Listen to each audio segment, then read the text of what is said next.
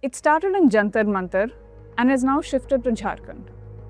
Thousands of youngsters are out on the streets of Ranchi protesting irregularities in government recruitment exams. The venue and the exam might be different, but the core issues remain the same: education, employment, and a sense of anxiety and frustration among the youth about their future. To decode where our education system is failing and to discuss the kind of structural reforms that's needed, I have with me the former Education Secretary, Mr. R Subrahmanyam. Currently, he's also the head of CRISP, or the Center for Research in Schemes and Policies, which works on strengthening government delivery mechanisms. But before we dive in, a small reminder to all of you watching that such conversations are only possible with the support of subscribers. So do consider signing up and supporting News Laundry and the News Minute. Thank you so much for joining us today, Mr. Subrahmanyam. I want to start with what we've been seeing over the past couple of months. First, we saw the protests in Jantar Mantar. Now we're seeing the protests in Jharkhand. As someone with your experience both in education and social justice, do you view these protests in isolation or as something that's part of a systemic issue? No, it is, it's a break point. Let me see. Let me just put it like this. See, finally, if the system cannot perform, so people will only tolerate to some extent. Afterwards, that break point comes, and then they'll all spill over onto the streets. So, I, I think this issue is something which we could have actually done a lot better, certainly, because it's a systemic, it's a design issue, as I keep saying, that it's primarily a design issue. If you redesign it, then things will be fine. It's not a problem that requires a Nobel laureate to crack. The problem statement is clear. We have the capability, and with an intent, we can put the system right. Sir, could you elaborate what exactly you mean by design change? Because are you speaking specifically about these entrance exams or about the education system as a whole? So education system is what we have to address, because examination system is a subset of it. So when we are really talking about, but we can start with a discussion on the examination system. That's possible. So when we redraw the entire examination system, not as a single examination, but as a series of assessments which happen over a period of 2 years, with a standardized examination, which actually looks at assessing the ability of the student to understand the concept and apply it. Okay, so once we do this change in the examination system, what would happen is that the education system gets automatically adjusted to operating in a much different way. Currently, what would you say is happening? Because you've also spoken and written about how the current system, for instance, we have the coaching industry, the whole, the focus being solely on that and the entrance. The system that you mentioned, how would that reimagine this? So the coaching industry has to go. See, the point is that as an assisting mechanism, it can exist, but not as a replacement of the school education. Which is what was happening. This is what is happening now. So basically, shops are open, so they are declared as the schools, and then those schools actually have replaced the entire school education system, and then focusing purely on just sort of cramming, helping the students to cram. They understand nothing, but they can crack examinations. That's what is happening. So I think that has to. So when we strengthen the school education, right? So when this entire formative assessment happens in the school, at the as per the school's timing, etc., then things will change. The school education will become stronger, and then this sort of a aberrations, I would call it as an aberration, the current coaching system would have to substantially change. Would that also mean that an exam like NEET, for instance, could be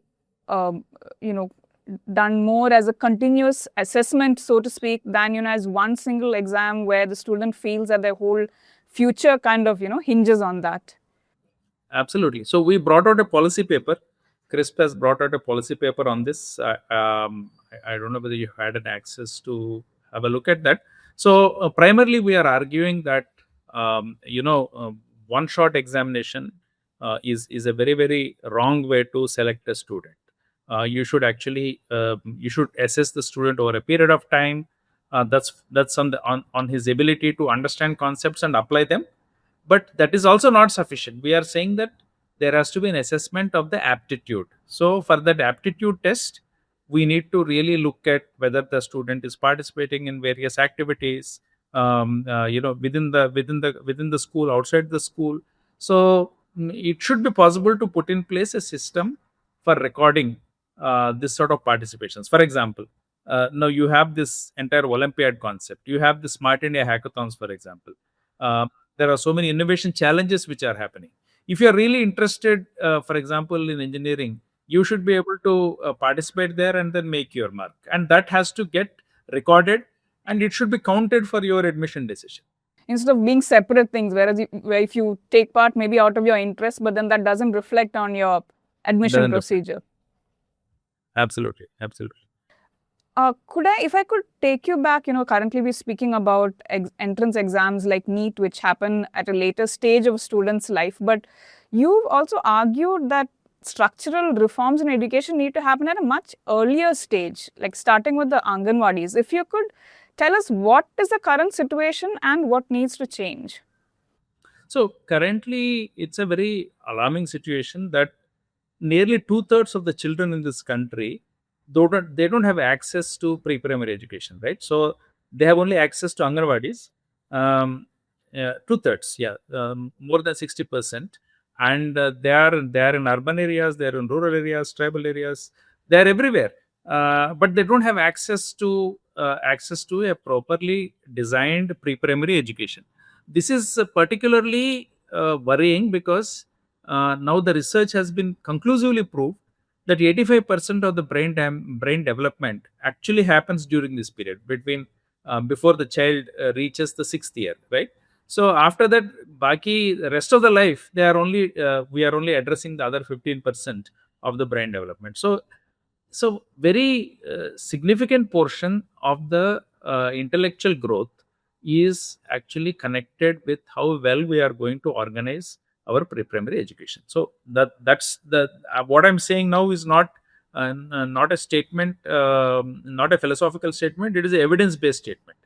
Now, having said that, what are the options for this 2/3 people? It's only Anganwadis, no, nothing else, because we don't have anything else. Our entire primary education system starts at class 1 for most of the country. Of course, there are states like Punjab, Haryana, notable exceptions, or now Himachal is starting. Meghalaya has already started. So every primary school has got a pre-primary section. That's wonderful. But the whole of the country, if you look at the whole of the country, most states are still not having pre-primary sections in the primary schools. So it is left to Anganwadi. So what we are basically arguing is you must find a way to strengthen Anganwadis and convert it into a pre-primary, a functioning, efficient, a systematic pre-primary education center. So there is a very good blueprint that has been prepared for this. We just got to implement that. Okay, and if we go a little further in the child's education, if we go to middle school, high school, what is the kind of infrastructure and teachers and the kind of education that we are providing to our youngsters, and how is that part of the the problem that we're seeing today? So, I mean, you see, the Indian education system for decades together has based itself on rote learning, right? So, all the teachers who are actually teaching today, they are all products of that particular system. So, it does take fair amount of reworking of the way that they are thinking, the way that they are teaching, before we can expect a better education system in the schools. One very good way to make this change is through the assessments. That's why we are therefore arguing that we need to have an assessment system which is standardized, which is a national backbone. It should I keep calling it a national backbone where everybody can actually contribute to it, but and everybody can draw from it, right? So if the school wants to conduct a test, right, in class 6, the teacher should be able to simply log into her system and then say, okay, I want 20 questions from this particular in this particular subject covering the following topics with this amount of difficulty. She should simply give these parameters, and the system should be able to automatically generate a question paper. So we need to have a very robust item bank or question bank, as we call it, which is standardized, which is scientific, which is tested.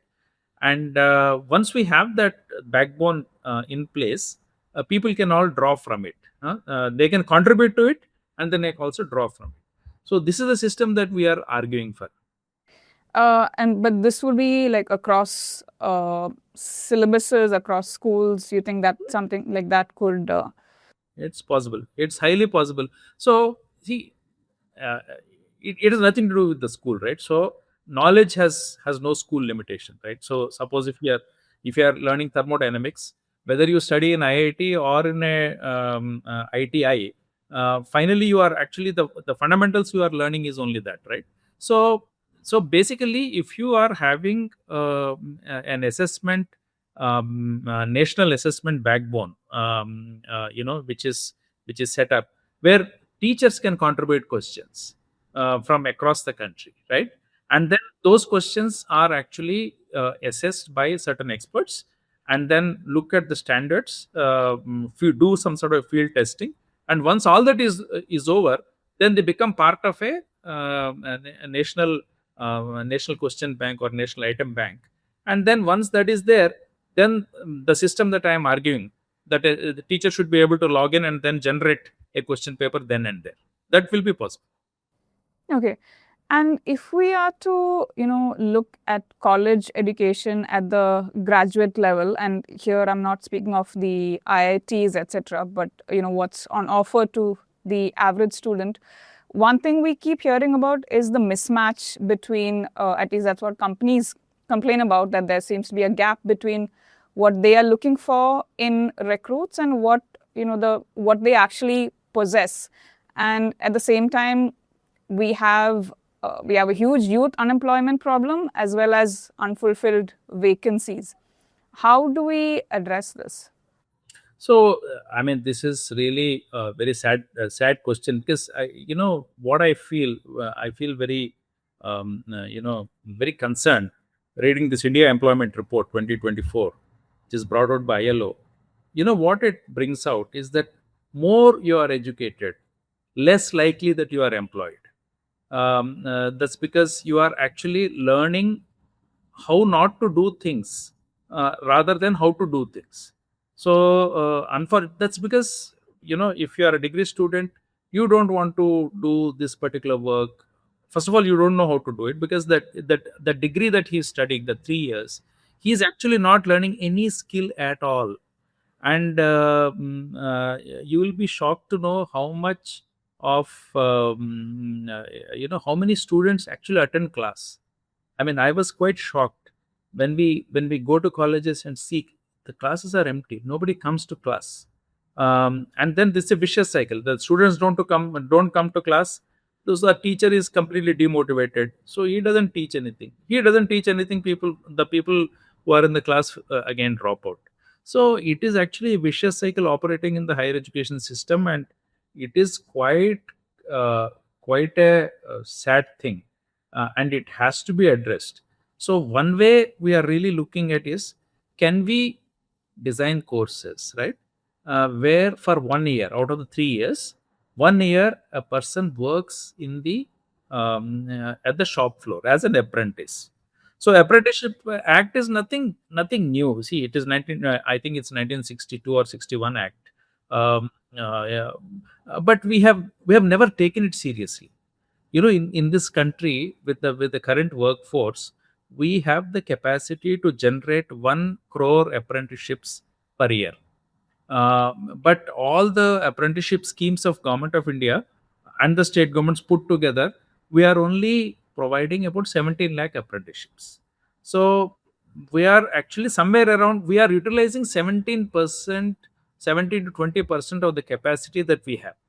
So I think it's time that we design education programs which automatically align with the apprenticeship vacancies, and then the student studies for 2 years. He will pick up the skill, knowledge. I mean, he will read about that particular sector, and that for 1 year he will work on the field. And by the time he completes the degree, he is ready to enter the that particular sector.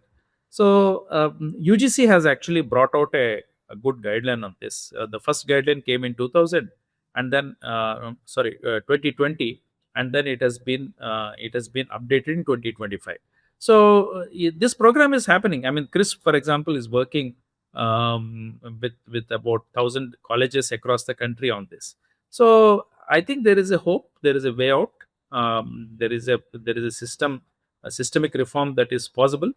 But one thing is very clear: by the time a student comes out of the college after 3 years or now 4 years, he should know something about what a particular sector wants, and then he should be able to get into that and then start contributing.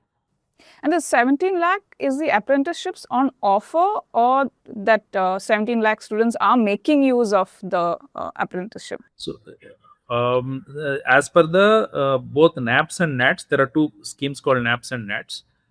So, both these schemes are actually funding the student to take apprenticeship. So, 17 lakhs is what we are actually funding every year, right? So, I suppose beyond that, there may be somebody may be working on an apprenticeship, but I doubt it very much, because the apprenticeship ecosystem has been defined by these two schemes, very very important schemes called NAPS and NATS. So together we are addressing about 17 lakhs.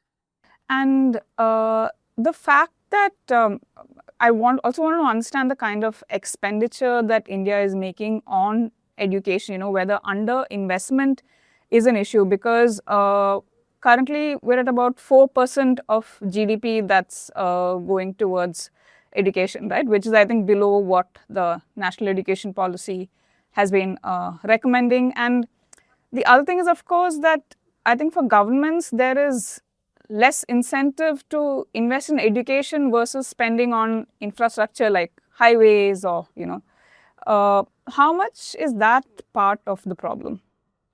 So it's good to have greater investments. I think nobody will. I mean, it's no brainer that you spend more on a particular thing, so it will get more this thing. But it's fallacious again to equate quality with investment. Across India has built under the Operation Blackboard lakhs of school classrooms, right?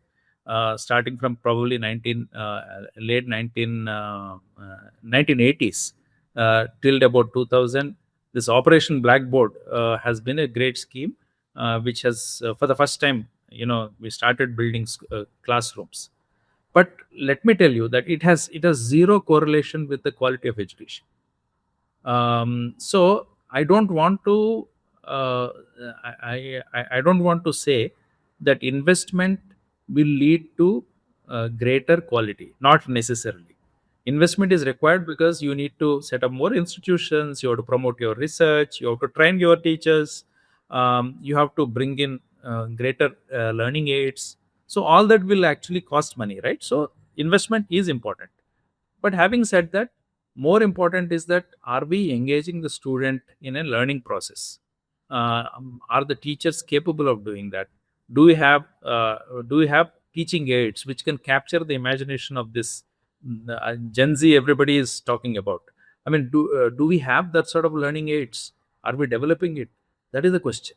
And if so, what is the quality of it? Whether it is actually preparing the student for the life outside or not. So these are the issues which need to be debated.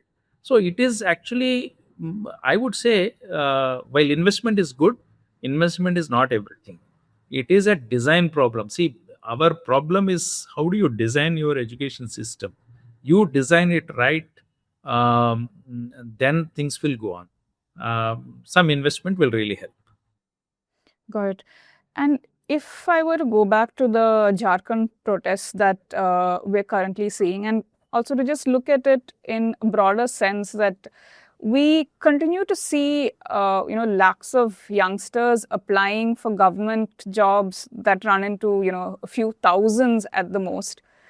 Do you see that itself as a failure of the education system? Because, we're a liberalized economy for decades now. There should be other avenues, there should be other opportunities. What do you make of this still? How, I mean, if you speak to youngsters as well, you'd have seen those interviews where they say that, this government job is what they want. Yeah, government job they want because it I know if a student is actually craving for a government job, then I think it is also a failure on the part of the private sector to provide well-paying, respected, secure jobs. Unfortunately, all our labor codes, everything is actually tilted so much towards the industry that very little is actually talked about. The real labor, bringing in better quality circumstances at the workplace, providing them some sort of a social security cover. I think all that has to be really looked at. So we must make the private sector employment attractive enough for the students to opt for it. Today it is not.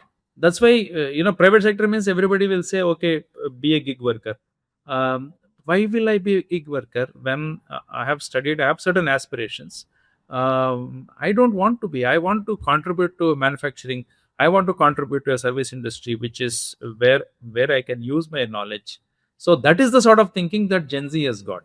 But we have not created that sort of an opportunities in adequate measure. I am certain that when we are talking about employment, when we are talking about all these agitations, we must necessarily look at this question: are we creating adequate number of jobs for the youth of this country? I was just doing the data analysis of the past 20 years, and I can see the jobless growth really staring at us, and then that's actually going to be a critical factor if you want to really talk about taking care of the youth and then providing them opportunities to contribute to the nation building. We must look at how to create new jobs, and that creating of new jobs should not be at the cost of diluting the standards of the there are people. I read some articles. You reduce the minimum wage, you increase the number of working hours to 10, 12 per day, like what Vietnam has done, or you don't burden within quotes the industrial establishment for all their leave and other things. uh, then then actually you are not looking at the workforce as a participating entities in building up an economy. You are using workforce only as an instrument for making more money to the companies. So that sort of a model will not work. Yeah, It will yeah, not work. yeah. And they'll be even less incentivized to apply to these jobs, right? If the conditions Absolutely. become worse, not better. Yes. I also Absolutely. want to quickly, go back to, because we started this discussion with the protests, which were about exams. While we've spoken about reimagining the focus on entrance exams, but how do we also, inspire confidence in the process of conducting exams? Because that's, of course, been the breaking point, so to speak. So I think that's a much easier task. So I think if you can actually get your modality right. See, we have not got our modality right. You are living in a in 4 decades back or 5 decades back system where you print the things, you pack, you parcel, you send it, you store it somewhere. and then you come and distribute, and finally the paper gets handled by about 12, 13 people, and anywhere it can leak. So we have adopted that particular system. So obviously your system is totally wrong. It should have actually traverse the entire technological. The technology is developing at such rapid pace. Today, you should be. I mean, I'm saying the technology has come to a stage where I can sit in my residence and then write a test, and then the AI is proctoring me all the time, and then proctoring it so well that if I do any cheating, I get caught and I get dealing from the exam. So our technology is growing at a rapid. I'm not saying that we should use that without checking. We have to check all that. I'm saying that your testing agency should be nimble towards the towards adopting newer technologies, which can reduce the chance of leakages, and also increase transparency and facility to the student. It should not put the student at such stress that they will break down or commit suicide. So this is what is required. So the testing agency must really look at adopting newer technologies, becoming better, rather than saying that last year भी मैं ये किया था तो इस साल में भी वही करूंगा. So this is the sort of argument that the many testing agencies are doing. So we need to. I think we have enough technological tools with proper cyber security built in to run exams well. India is got such huge IT manpower. We have the capacity. We just got to say, yes, I want to do it better. That's all. That's all is needed. That's actually what I was going to ask you, because I think one argument is that that in NEET, for example, that pen and paper is more accessible for students from underprivileged backgrounds, that we don't have the infrastructure to conduct it on a scale of, say, for 20 lakh students. How do we solve for that? So this is a fallacy that is spread by vested interests. Because if you look at, I interact very regularly with students from the rural areas. They are completely logged into a technological system. Please, they are all using. Many of them know how to use AI tools. They are far ahead of the generation who think that लोग को आता नहीं है computer चलाना. Actually, computers may not be having access, but digital, they are already in the digital world, completely in the digital world. So I think to say that they don't have access, poor people, all that is I will say it's complete nonsense. It's a canard which is spread by people who want to see that the pen and paper exam continues. So changing that and making it a continuous assessment would, as you say, ease the stress on students. If I were to ask you the top 3 structural reforms that were needed, and if you could also convey the urgency with which this needs to be implemented when we speak about the future of the youth. So the first thing is that there cannot be a single exam. One, definitely. And then it has to be a standardized exam.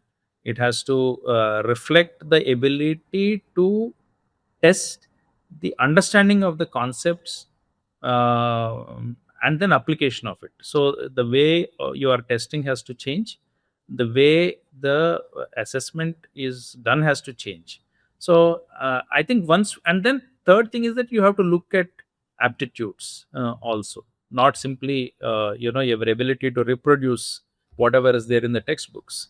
You should know, if you're a good medical student, for example, how many medical camps you have attended. Did you participate any of these studies? There are lots of studies that are happening in the urban slums, in rural areas, about the health systems.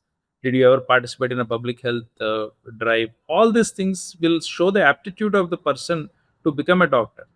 Without all this, you just we cannot be allotting seats based on ranks. And how urgently would you say these reforms need to be undertaken? I think first Nandan Nilekani's committee, of course, has actually is studying that. We have actually presented this policy paper to him. So there is once we decide on that. See, first thing is to get a national consensus on how to do this. Once we get the national consensus, we'll have to work backwards. How obviously it cannot be done from next year, right? So because we are changing the system, so it needs to have a time period, but I'm sure we must find the best possible way, shortest which can be implemented in the shortest possible time, because it is a matter of grave concern, until such time that we can actually step in and then do all this online examinations with technology, etc. That's something which we can actually set it up very very quickly, and do this embrace the technology for a better examination, till such time that the structural reforms that we have suggested to Nandan's committee can be accepted, and then they become a reality.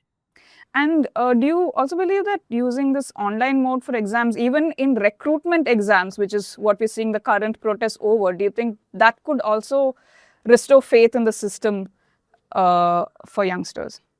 No, there is no other way. See, the point is that, as I keep saying, pen and paper exam is, I keep calling it a Ram Bharosa exam, because it's all depends on heavenly intervention, really, because it's so easy to get a paper out of a pen and paper system. It's so easy to leak. So especially in the recruitment examinations, it is extremely sensitive examination. So we need to be doubly careful. Certainly, online is the only way for all this, and that we can do it very very well. Got it. Thank you so much, Mr. Subrahmanyam, for joining us and sharing your thoughts and perspective on how to improve our system. Thank you. Thank you, Indu. Thank you so much. Yeah.